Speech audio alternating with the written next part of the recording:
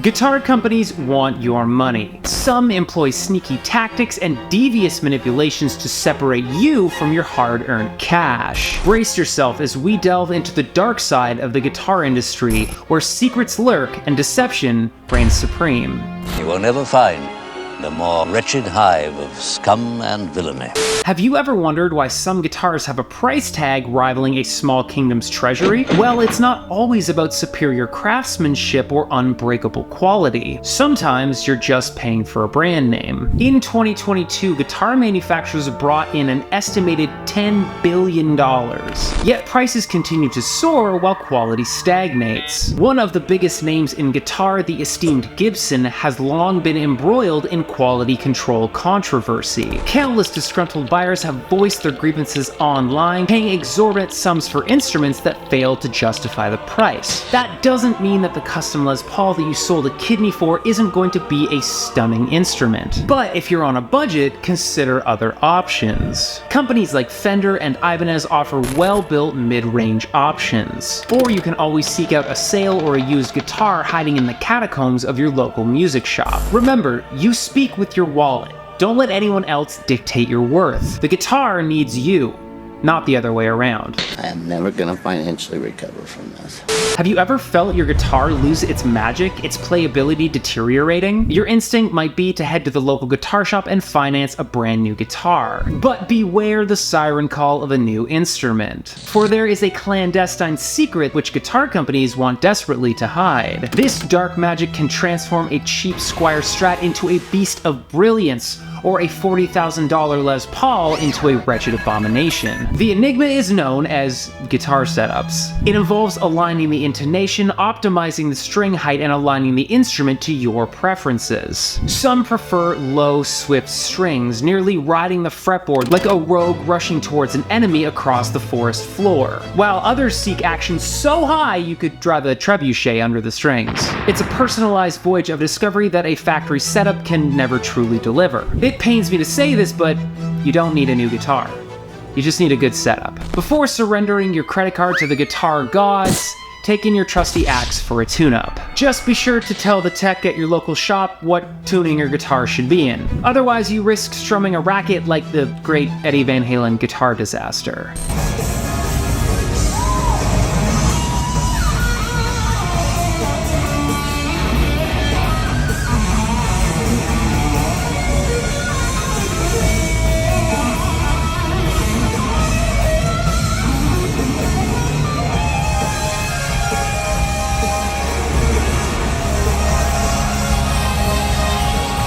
You've heard haunting whispers from guitar manufacturers that niche tone woods are the secret to the perfect sounding guitar. But is this fact or fiction? Let's reveal the truth of this eternal debate that reverberates through the halls of dimly lit pubs around the world. Does tone wood really affect your guitar? It's false. No way. Not this time. We created it. Not this time. No, not this time. It's totally made up. It's true that wood affects the weight, initial tone, and playability of the fretboard. But once the strings vibrate through the pickup, down a cable, and blast out of your distortion-drenched speakers, the nuances are obliterated, diminishing the significance of that exotic, overpriced Bocat or African blackwood. Also, lumber costs are less astronomical than guitar manufacturers would have you believe. It's not as if some peon is trudging out into the forest to fell each wooden log with his trusty axe every time a guitar is ordered. Work. Guitar manufacturers buy bulk quantities of wood at discount prices. Yes, luthiers and guitar builders deserve to be compensated handsomely for their craftsmanship. But when a factory-produced guitar arrives from a distant shore, be cautious of paying for the illusion of tone. Ultimately, the power lies in your hands. A skilled guitarist can make a $100 guitar sing, while a novice can transform a high-end masterpiece into a screeching weasel. Remember this when tempted by a limited edition guitar that's price rivals that of a large seafaring vessel. Beware the lure of expensive pickups weaved from ethereal strands promising to elevate your tone to that of a god. Allow me to demystify the enigmatic creatures known as pickups. Those magnetic conduits that capture the vibrations of your strings and electrify the air. What are pickups? They're basically just magnets and conductive wiring. supplies that are available for next to nothing. Guitar store cabinets are filled with pickups that are louder, more noiseless, and heavier than all others. And for a lump sum, you too can have the tone of your heroes. But it's all just electricity, wires, and metal. Don't feel compelled to empty your Gringotts vault for Rukonga's valve buckers. Your stock pickups are fine. As Yoda said, it's not the gear, it's the ear.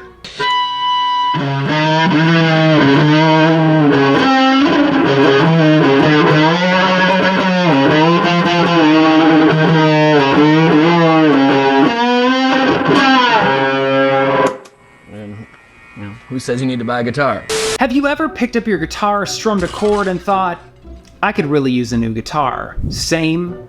Honestly. The siren song of a new guitar beckons. I'm not here to stop you from treating yourself to a new guitar. There's nothing quite like the euphoria-inspired delight of New Guitar Day. But before you open a new browser and navigate to Guitar Center, let me take you on a journey. Let's explore a realm of grime and sweat. The realm of guitar maintenance. Neglect this sacred duty and your guitar will retaliate with a lackluster performance and an ear-piercing cry. You'd be dead wrong if you thought the layers of fingernail dirt and red rust caked to your guitar are adding to the tone.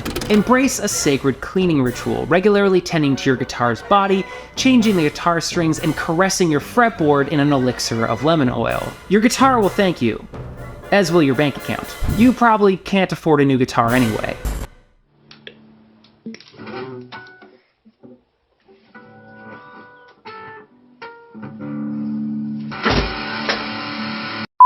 A bloody war is raging in the guitar world. It's lasted for decades, claimed millions, and no clear winner has emerged from the battlefield. Guitarists will fly at each other, spears in hand, trying to throw one another from their horses and convince everyone that their string of choice reigns supreme. Ernie Ball, D'Addario, Elixir, the battlefield echoes with their names. But which strings are best? Music venues and guitar forums are filled with enraged guitarists screaming over one another that the pack that they've chosen sounds better, lasts longer, and deserves to be crowned king of strings. But here's the harsh reality. Strings break.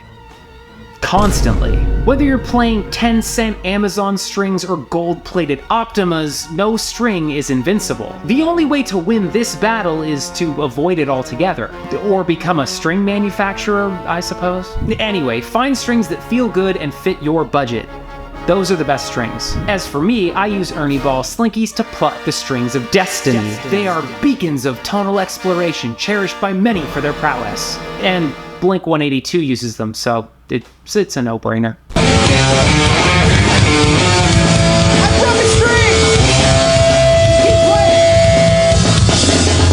If you don't have the biggest and loudest amp in the room, your tone sucks and you aren't a real guitarist. At least that's what amp manufacturers would have you believe. But is it true?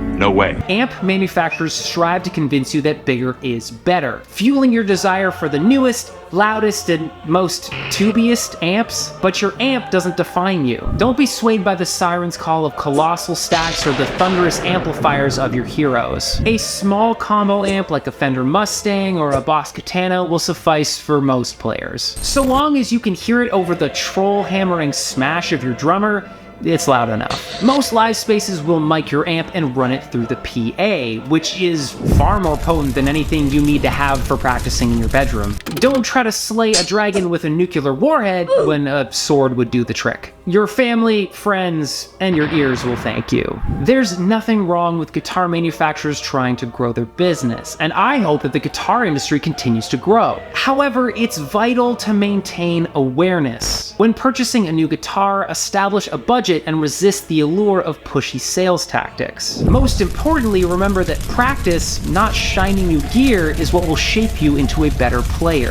And if you plan on recording your guitar melodies at home, you may only need a simple plugin for your computer. If so, check out this video where I show you a free plugin that gives you access to hundreds of guitar amps from guitarists all over the world.